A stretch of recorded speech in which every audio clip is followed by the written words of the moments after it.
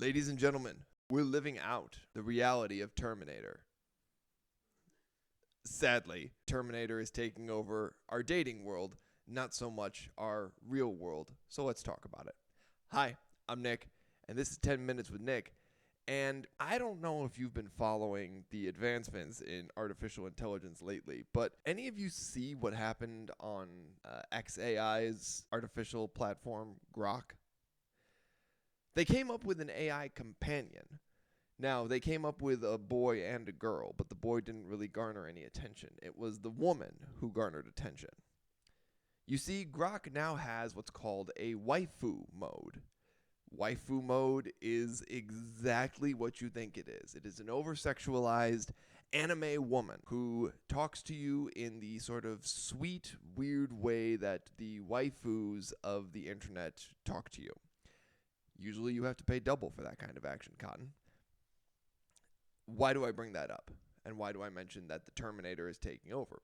Well, because it is now also becoming very popular, according to numerous sources, for young people to use AI in figuring out how to actually speak to each other when on dating apps. So we've moved beyond just dating people in person. We've succumbed to the casino-style nature of dating apps, and we've even given up on trying to actually, use our own voices when we're talking into these things. We've actually just completely supplanted our voices with AI. And, it was just mentioned to me before we started recording. Let's say I open and I'm like, I don't know what to say to this girl. I'm scared. I don't know what to do. So I turn to ChatGPT. ChatGPT gives me a slick opener that it cribbed from a romance novel that somebody uploaded to the internet back in college when they were bored and they wanted something to do. Okay. I send that line out. The girl gets it. She's like, that's a good line. I don't know how to respond to that. So she turns to Grok, and Grok comes up with a response line that it cribbed from some romance novel or other that some third-rate English major wrote while they were trying to pass their, art history class. I don't know. All of a sudden, the two of you aren't even talking. It's the AIs talking to each other. Is this what modern dating is becoming? We're not even attempting to connect to each other anymore. We've talked about it on the podcast before, how dating apps aren't really all that good for connection. They work sometimes, and sometimes is the key. Because even at a casino, people do win the jackpots, right? They do, and they win them every day. It's how casinos keep people coming back in. But the dating apps, it's the same thing. They are a casino. Sometimes you win the jackpot, and it's great, and it's amazing, and it makes you think the dating apps are wonderful, and they should work. But the dating apps utilize artificial intelligence to show you the matches they think are best for you. They use an algorithm which learns from your behaviors. It's a form of artificial intelligence. Now, we don't even make the effort to open conversation with our own voice. We go to ChatGPT and we just steal whatever line comes up from ChatGPT. Or even worse, we ask ChatGPT or Grok or Google Vivo video, whatever nonsense, to help us design our profiles. We're not that many steps away from just telling AI to make me a profile. Here's my face. Put me in cool situations and make me look cooler than I am. That's going to work until, of course, you end up with a picture on your profile of you on Hoth or something, being like, fighting the Empire with my bros. Somebody's going to know that that's fake, people. Somebody. I don't know who, but somebody.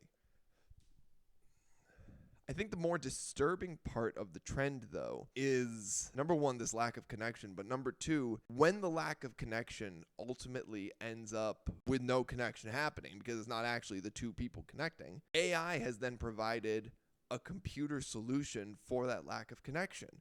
As I said in the opening, Grok has a waifu mode now where you can go and talk to this horrific anime woman who will essentially just giggle and laugh at all of your stupid jokes because it's programmed to. But you may develop a stronger connection with that waifu than you might with an actual human person. You might spend more time on Grok talking to that thing than you would an actual human. That's the disturbing portion. And I'm focusing on the waifu mostly because, and I know there are people who will disagree with me. Some of them are sitting in the live studio audience right now. Some of them would disagree with me that male loneliness is the largest result of the lack of connection epidemic. And it's the largest result, and I'm going to say this, because women have a tendency, when dating doesn't work out, women have a tendency to sort of coalesce. They support each other. You know, girls, women's groups, whatever. You see it in churches a lot too. Women's groups are much more well attended. Women's groups get a big focus is particularly in a lot of non-denominational churches or in a lot of Protestant churches. It's just a thing. I don't know why. Men's groups meet less frequently, and they typically run the gamut of, they're either like, iron sharpens iron, let's go do something crazy. Or, you know, like, hey, how you guys doing? Good. Yeah. Neat.